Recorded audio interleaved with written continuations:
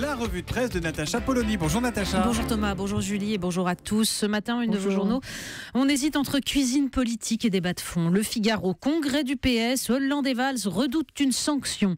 Les Échos, une semaine test pour le gouvernement Valls. L'Opinion, guerre scolaire, Hollande joue l'usure. Libération, réforme du collège, les profs s'en mêlent. Et puis le Parisien revient sur le scandale qui entache l'intervention française en Centrafrique. Soldats français accusés de viol, des enfants témoignent. Une enquête qui met en avant les incohérences des témoignages, la lenteur surtout des investigations. Le mal a été fait, mais justice pourra-t-elle être rendue, s'interroge le journal, qui conclut que le meilleur antidote au poison de la suspicion reste la transparence, et elle a fait cruellement défaut dans ce dossier. Pour commencer, on prend un peu de distance avec cette actualité. Mais oui, une fois n'est pas coutume, on commence par une histoire. Elle est en une du Monde. L'histoire de Ingeborg Rappoport, 102 ans, qui vient d'obtenir sa thèse en immunologie. Une juste réparation pour cette femme à qui le régime nazi avait interdit de soutenir sa thèse en 1937 au motif que sa mère avait des origines juives. Un apologue pour la vie incroyable d'une exilée, partie aux États-Unis en 1938, puis obligée d'émigrer en Allemagne de l'Est en 1952 du fait de ses convictions communistes. Elle y fonde la première chaire européenne de néonatologie. Une vie d'engagement pour le savoir. On retourne à l'école à présent. Ben oui, parce que le savoir, il devrait être au cœur du débat, mais l'est-il vraiment ?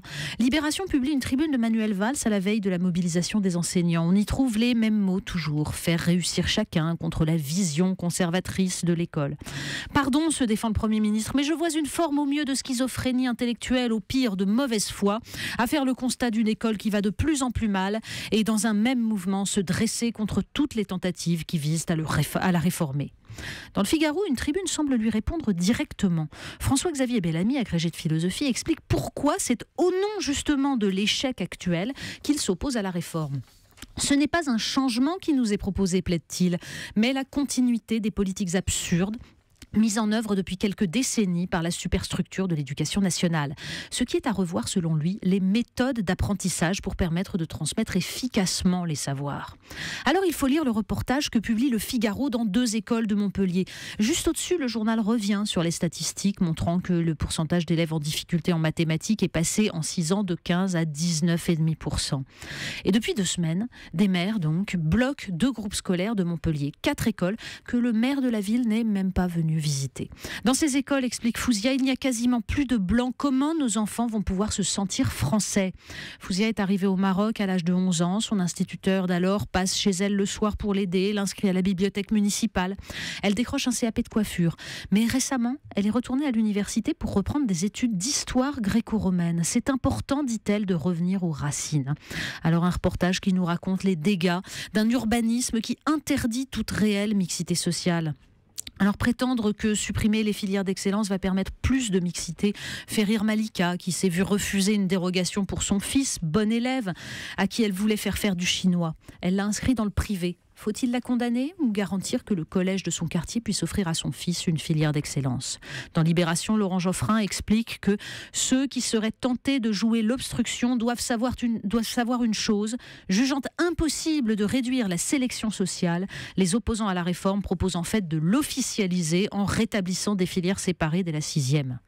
Malika ne demande pas de filière séparée, juste qu'on donne à son fils les moyens de développer ses potentialités et qu'on permette aux autres moins doués de ne pas couler au nom de l'égalité. Ne cherchez plus vos enfants, ils sont au commissariat, Natacha. Oui, ça c'est un drôle d'article dans Le Monde qui nous raconte ce moment vécu par beaucoup de parents, paraît-il, le coup de fil du commissariat pour venir chercher le petit chérubin qui a fait une bêtise.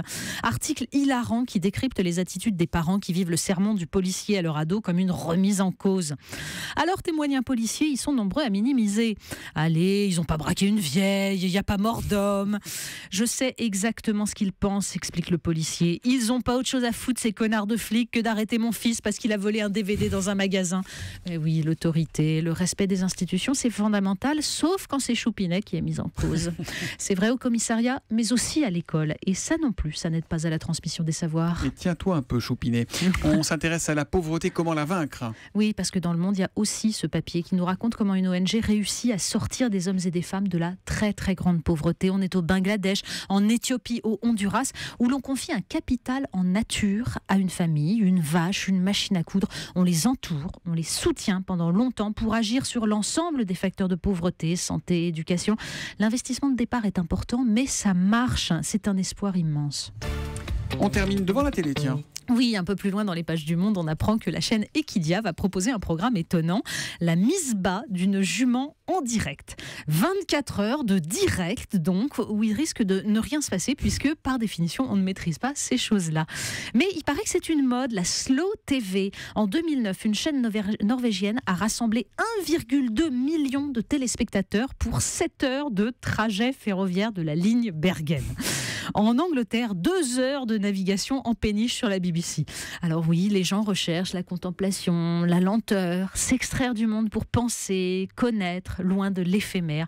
Certains prétendent que ce serait la mission de l'école. Tiens donc. Pendant ce temps-là, Bubule, le poisson rouge, tourne dans son aquarium, non ? C'est beau aussi, on pourrait le filmer. Merci Natacha Polony, la revue de presse tous les matins à 8h30 sur Europe 1. À demain, Natacha. Europe 1, 8h37.